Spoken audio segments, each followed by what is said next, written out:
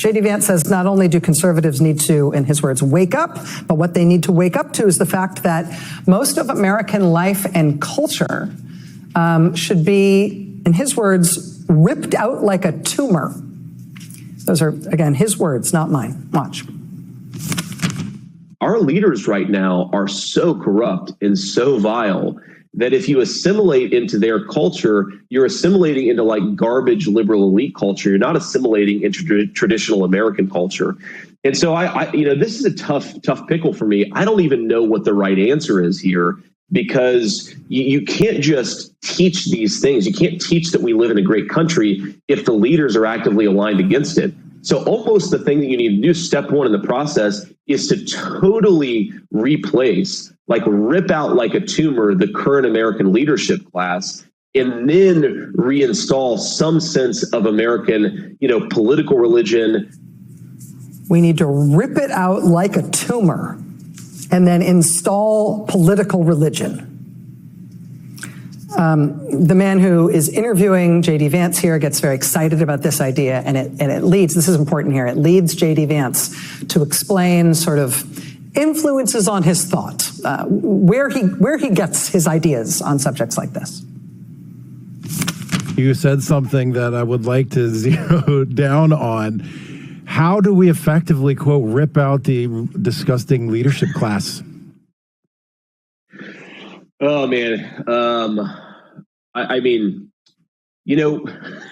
Because let me expand on that just a second, because and I'm going to give you a little cover here, because it's not just obviously elections, that's one thing. Okay. But unfortunately, this evil leadership class has already taken over all of our institutions. Current pipeline is to turn them into those people that we just called evil and disgusting. How do we, aside from elections, how do we rip out this leadership class? So these institutions are corrupted and rotted to the core. This elite ideology is everywhere and in all the things. What other options do we have besides voting them out, which we're seeing is ineffectual? Yeah. So again, this is like a tough question, but this is maybe the question that confronts us right now. There's this guy, Curtis Yarvin, who's written about some of these things. Knowing chuckle there. There's this guy, Curtis Yarvin, who's written about some of these things. This is Curtis Yarvin, who JD Vance is citing here as he is talking about the need to, seize the universities, use the government to destroy businesses who aren't right-wing, talking about needing to rip out the American system like a tumor. Here's the guy he is citing as his sort of the source of his thinking on these matters. So I've reduced this very complicated problem to a simple 4-letter acronym, which is RAGE. And RAGE stands for Retire All Government Employees. Very, very, very simple. Now, the problem with this is, why have you never heard this before? Why has no one ever suggested, let's just get rid of this thing? You have a government in Washington. You're either for it or against it. What is a government? A government is just a corporation which owns a country. Nothing more, nothing less. It so happens that our sovereign corporation is very poorly managed. And there's a very simple way to replace that, which is what we do at all corporations that have failed. We simply delete them. We haven't been able to do that with our government for 200 years. So it's gotten a little bit stale. We should delete the U.S. government because it's stale. It has been around for too long. We haven't been able to do that, meaning delete our government for 200 years, so it's gotten a bit stale. It's been around too long. So what would that entail, deleting the U.S. government? The other thing about getting rid of your government is you can't just say, well, the limits of the government are the limits of the formal government. You have to say, well, what is the system actually? And it includes a lot of things that are called NGOs, things that are called universities, things that are funded by the state. It's a very, very large system, and it all needs to be destroyed. Fortunately, there's a lot of talented Americans who actually know how to run things and make things work and are generalists. And you can just get these people, put them in a position of responsibility, and have them do their thing. And finally, you need a CEO, and a national CEO is what's called a dictator. It's the same thing. There's no difference between a CEO and a dictator. If Americans want to change their government, they're going to have to get over their dictator phobia. If Americans want to change their government, they're going to have to get over their dictator phobia.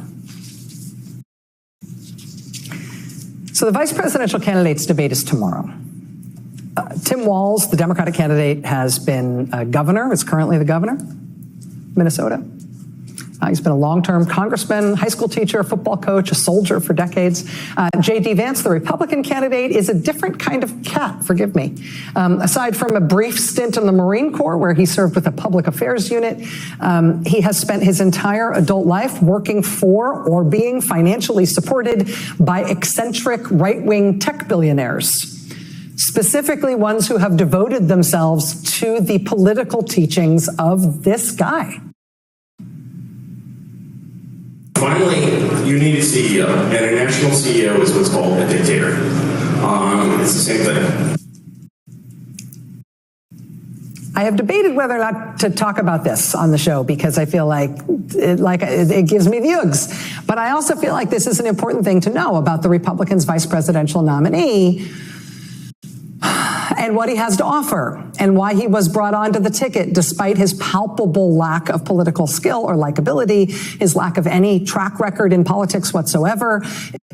And after he spent less than 2 years in the only public office he's ever held, which is a Senate seat that he only barely won thanks to one of those eccentric tech billionaires giving him the single largest Senate campaign donation in the history of this country. I mean, he comes wholly from this very, very obscure, eccentric, right-wing subculture of tech billionaires. And his relationship with this eccentric Silicon Valley pro-dictatorship philosophy has been pretty widely discussed in print. These are a whole bunch of articles that have discussed this at one level or another. It's been discussed in print, but I don't feel like it's widely understood by the country who is paying attention to this guy as a candidate.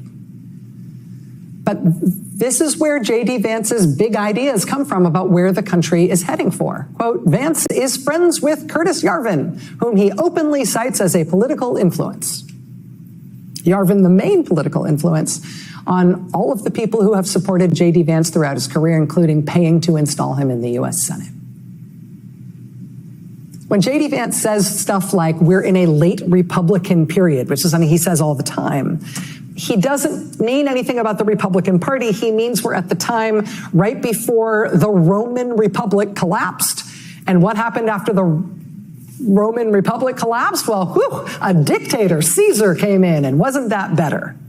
He talks about being in a late Republican period all the time. That's him channeling this guy, Yarvin.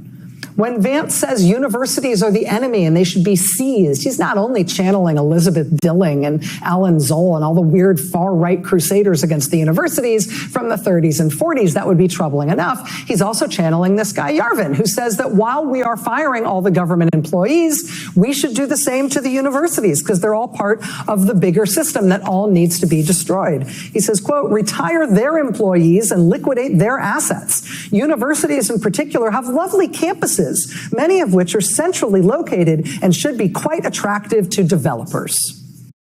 Meaning, let's put somebody in to be a, what does he call it? CEO, a national CEO, which he says is indistinguishable from a dictator. And then the dictator should take over all the universities and sell them off to developers. This is literally a pro-dictatorship, pro-monarchy philosophy that is not just about ending the U.S. system of government, deleting the U.S. government, but then using the power of a dictator to dismantle universities, dismantle businesses, to dismantle all of civil society, to instead install a whole new system controlled by the state that serves just the desires of the dear leader.